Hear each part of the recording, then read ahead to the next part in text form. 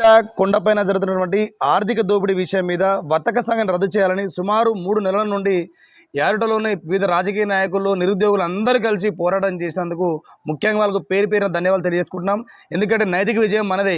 ఈరోజు ఈ యొక్క దోపిడీదారు వ్యవస్థకు వ్యతిరేకంగా మనం ఇన్ని రోజులు పోరాటం చేసినాం కాబట్టి ఈరోజు వాళ్ళు భయంగా డబ్బుల మూటలను వాళ్ళు పంచుతూ రాజకీయ నాయకులకు, అలాగే ఎమ్మెల్యేలకు, ఎంపీలకు, అధికారులకు, ప్రభుత్వానికి అందరికీ వాళ్ళు వేసుకుంటూ ఈరోజు అక్రమంగా యొక్క ఆర్డర్ వాళ్ళు పొందడం జరిగింది.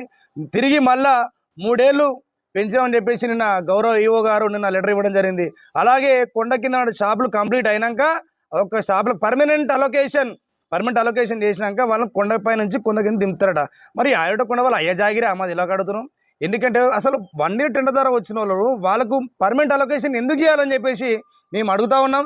మరి అలాగే వివిధ టెండర్లు కూడా మరి పార్కింగ్ కానీ సెల్ ఫోన్ వాళ్ళందరూ కూడా మరి అట్లా ఎక్స్టెండ్ చేస్తే ఈ బాధ ఉంటుంది. మరి వాళ్ళకెందుకు మినహాయింపు, మరి వీళ్ళకెందుకు ఈ విధంగా చేస్తారని చెప్పేసి మేము అడుగుతా ఉన్నాం. అయ్యా గౌరవ ఎమ్మెల్యే గారు, మరి దీనికోసమే ఈ ప్రజలు ఎన్నుకుంది. సుమారు ప్రత్యక్షంగా పరోక్షంగా ఒక 500 కుటుంబాలు ఈ యొక్క వేలం వేసే బతుకుతాయి. కానీ అది వదిలేసి ఈరోజు కోట్లలో ఉన్నటువంటి భూస్వాములకు, పెట్టదారి వ్యవస్థకు, అలాగే బలిసలకు మీరు తిరిగి లబ్ధి చేకూర్చే విధంగా ఈరోజు మీరు నిర్ణయం తీసుకోవడం నిజంగా బాధాకరం. మరొక ఆలేరు ప్రజలు ఇందుకైనా మిమ్మల్ని ఓటు వేసి గెలిపించని చెప్పేసి మేము అడుగుతా ఉన్నాం.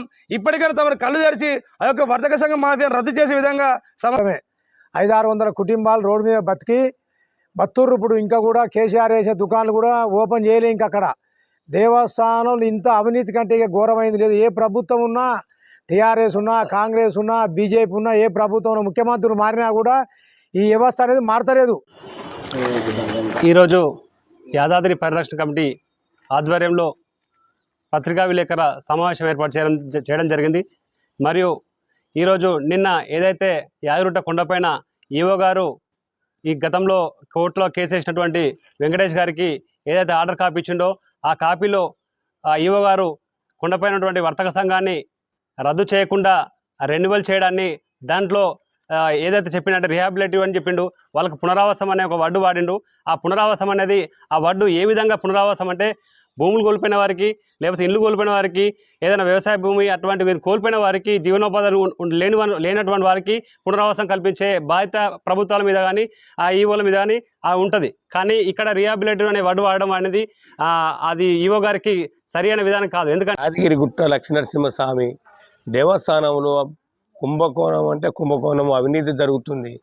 వాళ్ళు ఇదివరకు 20 ఏళ్ళు 30 ఏళ్ళ నుంచి వాళ్ళు ఉన్న షాపులే మాకు ఇంకా కూడా మాకే రెన్యువల్ కావాలి, ఇంకా 3 సంవత్సరాల దాకా మాకే కావాలంటే ఈ మామూలు పేదోడు ఎట్లా బతకాలి? మేము 3 నెలల నుంచి పరిరక్షణ కమిటీ సభ్యులము ధర్నా చేస్తున్నాము. స్థానిక ఎమ్మెల్యే గారికి కూడా చెప్పడం జరిగింది, ఎంపీకి ఇవ్వడం జరిగింది, మంత్రి గారికి, కలెక్టర్కు అందరికీ ఇష్టము. ఈవోకి కూడా మొన్న లాస్ట్ కూడా మళ్ళీ ఈవో గారు కూడా ఇచ్చి అయ్యా ఇక్కడ పేదవాళ్లకు యాదగిరిగుట్టలో ఉన్న వాళ్ళకి న్యాయం నువ్వనే చేయని కోరుకోవడం జరిగింది.